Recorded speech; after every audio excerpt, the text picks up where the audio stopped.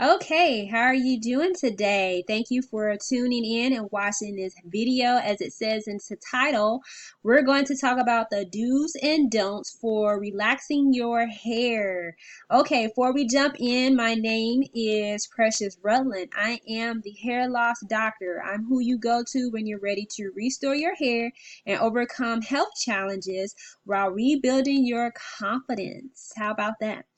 Okay, so about relaxing. The purpose of relaxers is to, of course, to change the texture of the curl, to loosen the curl and redefine it, break down the bonds so that your hair is more manageable, so to speak.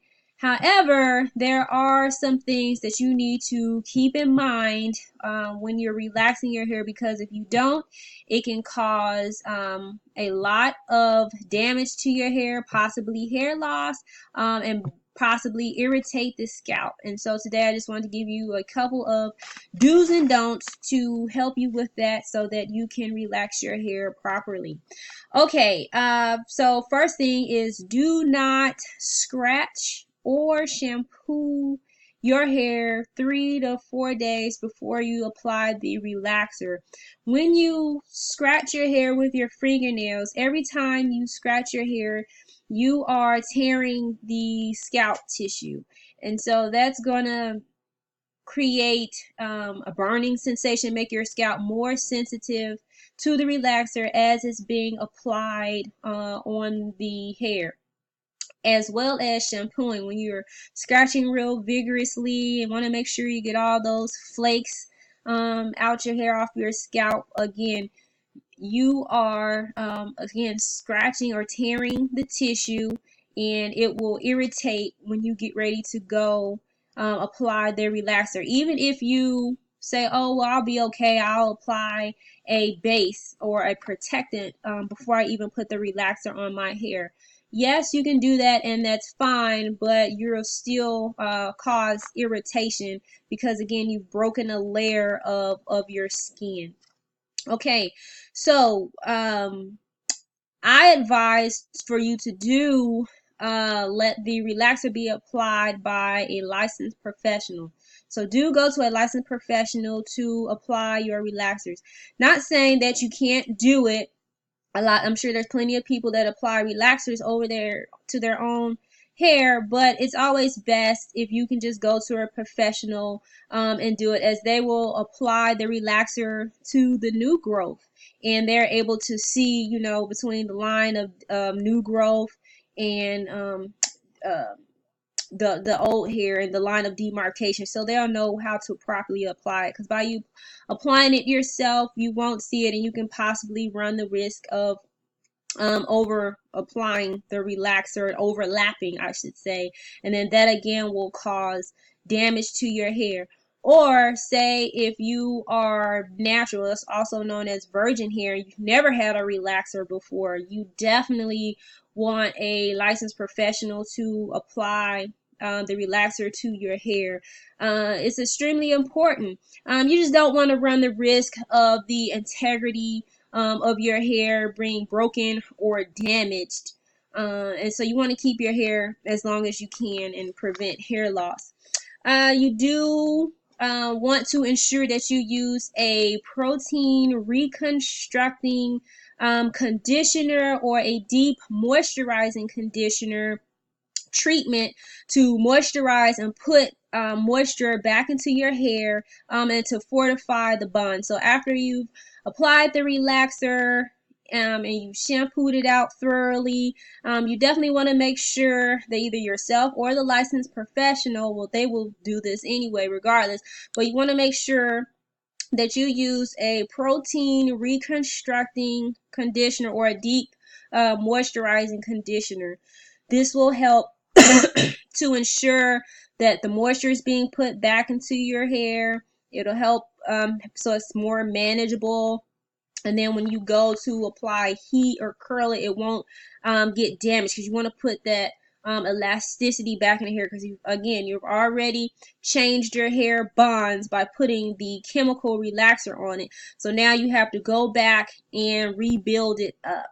Okay, so it's just like pumping your muscles. You have to, once you worked out so much and you fatigue that muscle, you have to let it regain its strength and regroup. And so you have to let it rest, and you have to give it the proper nutrients and water and electrolytes and everything for it to bounce back and to strengthen up and to grow back. So that's similar to our hair. Once we break it down, you know, we've changed the bonds chemically. We have to put that moisture and proteins back into the hair to fortify it, to strengthen it.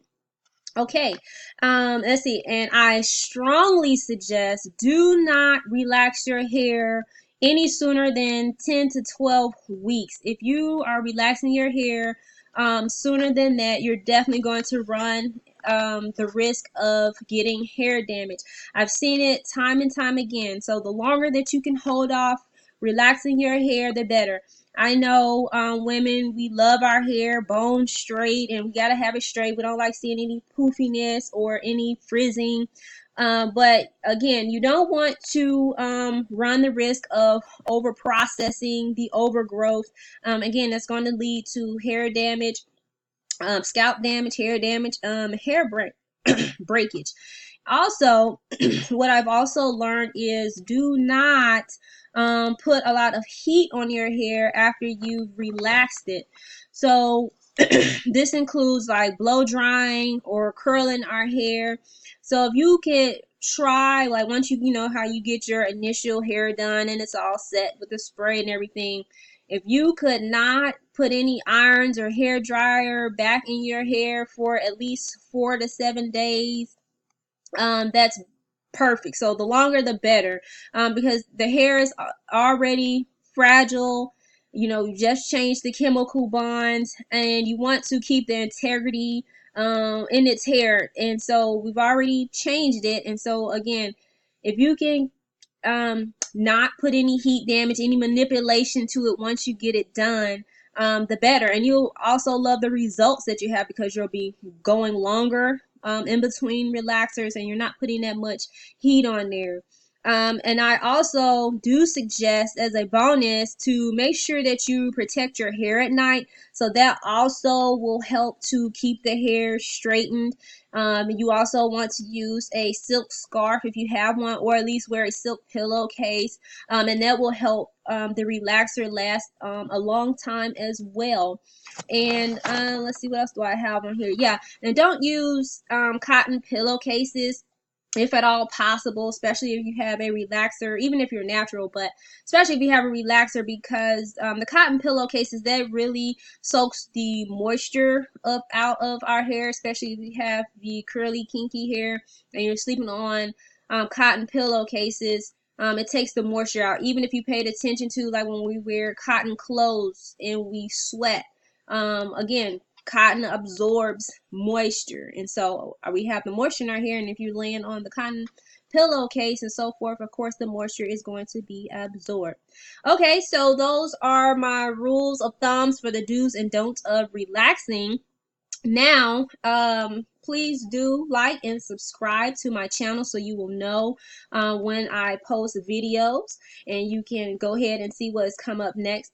And also, now say you may be on the flip side and say, you know what, Precious, I've had it with relaxers, and I need to come in and talk with you, or I need to do a virtual consultation with you.